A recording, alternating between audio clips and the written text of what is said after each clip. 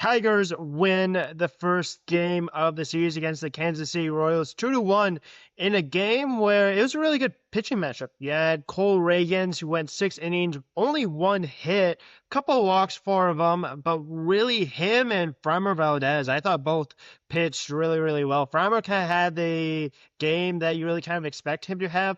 He's a pitcher that gets a lot of ground balls. He's a pitcher that doesn't give up a ton of hard contact, went 7 innings, three hits, only one earned run, and that earned run came pretty early on in the game with a fielder's choice from Jensen. That was really the only run that the Royals were able to muster across on this day. But really watching those two guys pitch in this matchup was really, really fun. A lot of strike throwing, a lot of really good just overall painting of the strike zone. And that's something that obviously is really difficult for hitters to go up against. And obviously both teams kind of struggled hitting wise. The Tigers only had 4 hits and the Royals only had 4 hits in this one. So not a ton of hard contact, not a lot of big time hits, but when it comes to big time hits, we need to talk about guys like Dylan Dingler and guys like Zach McKinstry.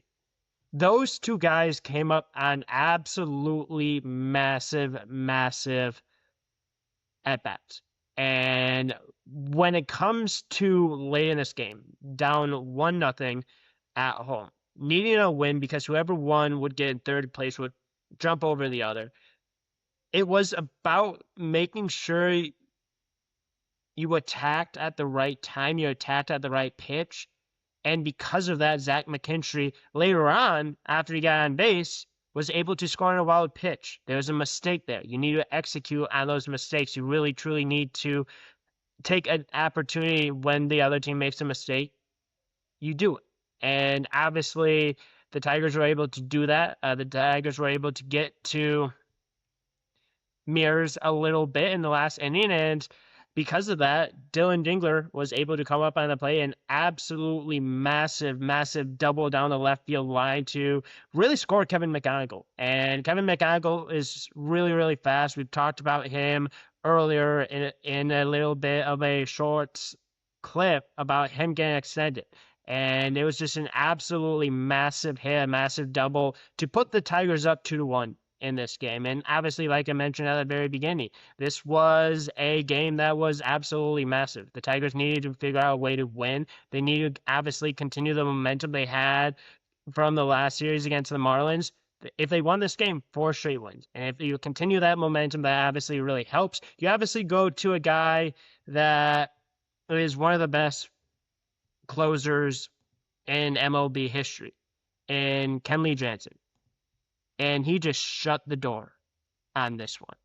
And when you have a guy that you can trust, you're up 2-1 in that situation, up 1 run, that is huge.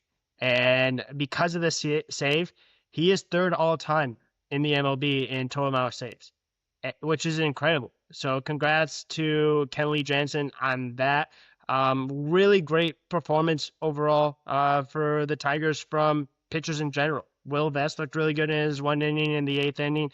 Kenley Jansen obviously looked good in his 1 inning. And then when Framber gives you 7 innings, gives you only 1 earned run, you should win a lot of those games. And this is a really, really dangerous Kansas City Royals team. It looked like maybe the Tigers were going to score another run or a run earlier in the 8th inning, but Bobby Witt Jr. just continues to do what he does. Defensively, he's great. He made a great diving catch with 1 out, I believe. And then obviously offensively going up against Bobby Witt Jr. is just an absolute chaos scenario. You do not want to have that happen too much. He did go 1 for 4, so the Tigers did a good job of being able to keep him off the base. But this is a Royals team that knows ways to win. This is a Royals team that likes to win these low-scoring games, and the Tigers really haven't had a whole heck of a lot of luck in these low-scoring games. But they were able to get the win in this one. Framber Valdez, obviously,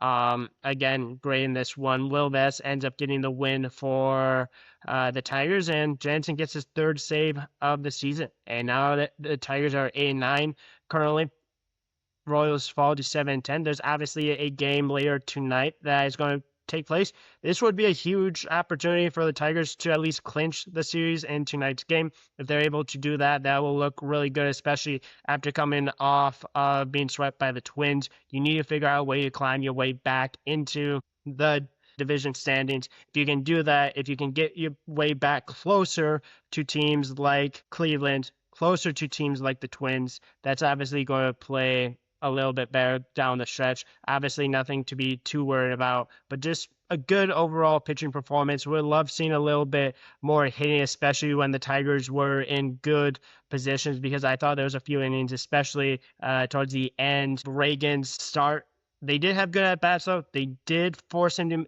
make a lot of pitches. That's probably a big reason why he only went 6. But at the end of the day, all that matters is that you were able to score runs in the bottom of the 8th, able to hold it in the 9th, get a win, get a massive win. Getting a win tonight would be also massive as well. So great game overall from the Tigers. Would love to see a little bit more offense, but at the end of the day, a win's a win, right? So excited to see what the Tigers do tonight. And obviously, once the game plays, I will recap the game and talk about what happened. Thanks again for tuning in, and tune in to the next episode.